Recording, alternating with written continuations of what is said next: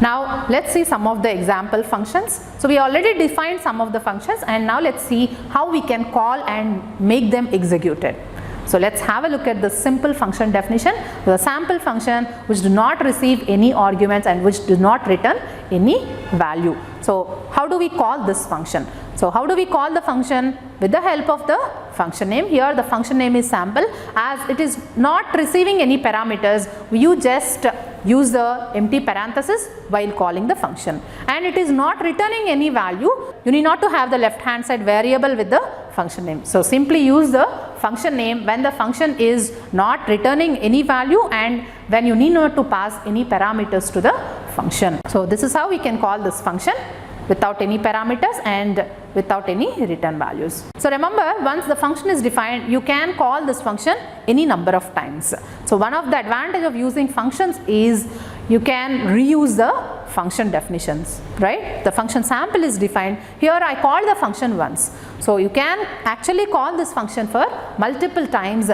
So let's see another function definition, the square function, so which receives one single parameter. So then let's see how we can call this function with a single parameter and without any return values. When you are calling this function, you need to use the name of the function, and of course it is receiving one parameter, so you need to pass one argument, and here n you are passing as an argument and n is already assigned with the value 5. If you observe, this is the function call, the function name followed by the list of the parameters. That is how you can call the functions which are already defined with parameters and without any return values.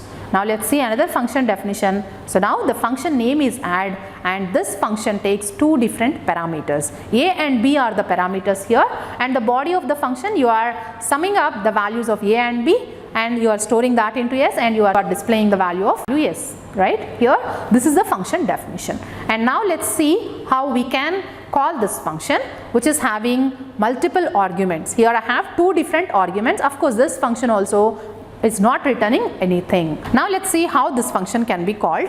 So add is the name of the function, so you need to use the word add and pass the parameters. So add is a function which receives two parameters A and B, right? So you need to pass two values. So I am passing two values in terms of the variables m and n. Already I am assigning the values m with 10 and n with 5. So m and n will be passed to the function add. This is how you can call the function add, which is receiving two different parameters and which is not returning anything from the function.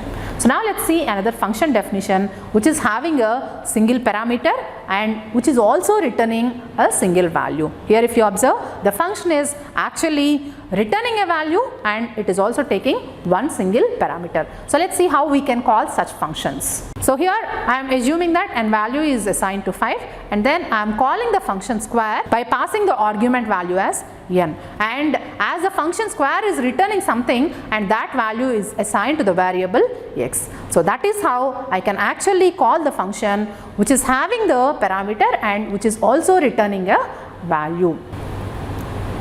So now let's see how we can use the functions. So we already have seen that one of the most important use of the functions is reusability of the function. So here square is a function which is already defined, and once the function is defined, then this function can be called multiple times, that is it can be reused. So let's see how we can use that. I am calling the function square with the argument value as n. N is basically having the value 5 and I am passing that 5 to the function square.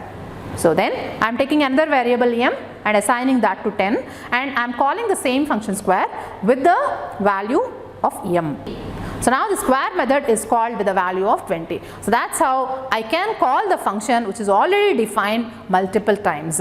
That's how you can reuse the functions. Now let's try to understand what is the difference between parameters and the arguments. Assume this is the function definition. The name of the function is sum and AB are the parameters and that's the body of the function. So now here the function sum is not returning any values, so I can call this function as with its name and by passing the two arguments, right? 10, 20 I am passing the values. So the function sum can be called by passing two different values as the function is defined with two different parameters, and I am am passing 10, 20 as the values, and then let's see how we can call the same function by passing the variables. Here I am passing the variables m, n, and I can call the same function by passing the values 100, 200 also, and whatever the values you are passing to the function, those are known as the arguments.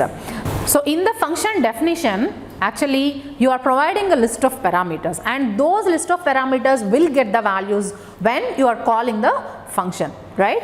And the list of variables that you are providing along with the function definition, that is in the function header, those are known as the parameters, and these parameters will get the values whenever the function is called. And here these three statements are the function calls, right?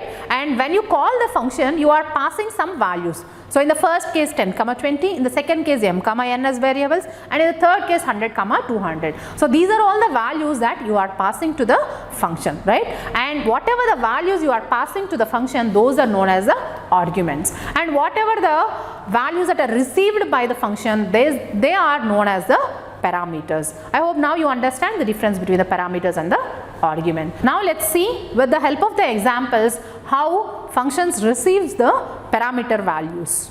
So consider this example function definition. So square is the function with a single parameter and with a return value which returns the square of the parameter a. Now n is assigned to the value 5 and I am calling this function, so square of n value I am passing to the function square.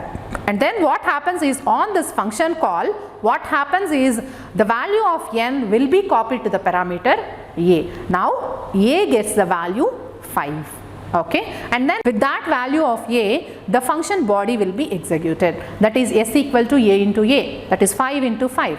So s will get the value 25, right? And then you are returning the value of s from the function, and then when the return statement is executed, that value will be copied to the variable x, that is you are providing some variable to the left hand side of the function call, right? And to that variable, whatever is the function is returning, that value will be copied. Now x gets the value of 25. So that's how when the function is called, the values will be copied to the parameters, and when the function returns a value, that value will be copied to the variable that is provided on the left hand side of the function call. When you print the variable x, then you will be getting the value of 25. Now let's see another example. So this is the function definition. So sum is the function name, a and b are the two parameters, and the function definition, you are summing up the value of the parameters a and b, and then you are returning the sum.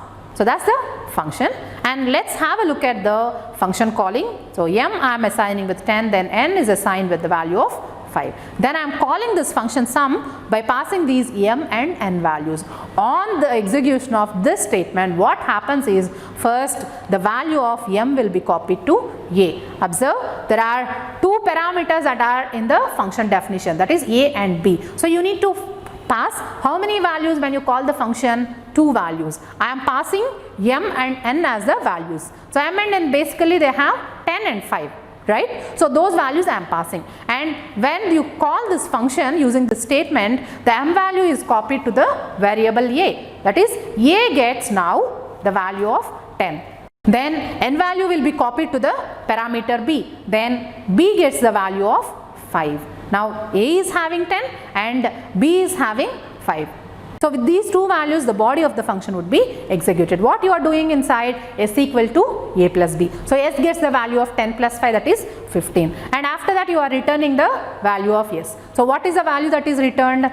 S value, and when on return statement execution, the value of s will be copied to the left hand side variable, that is x, and x gets the value of s, that is 15, and you are printing the variable x, and that means you are displaying the value of 15. Now let's have a look at another function which takes two different parameters and it is returning two different values also. Here if you observe, sum is the function which receives a and b, and r is the variable which gets the addition of the variables a and b, and s is the variable which gets the difference between the parameters a and b, and finally you are returning the addition, that is r, and the subtraction value, that is s. The function basically is receiving two parameters and it is also returning two values. Let's see how the parameters are copied.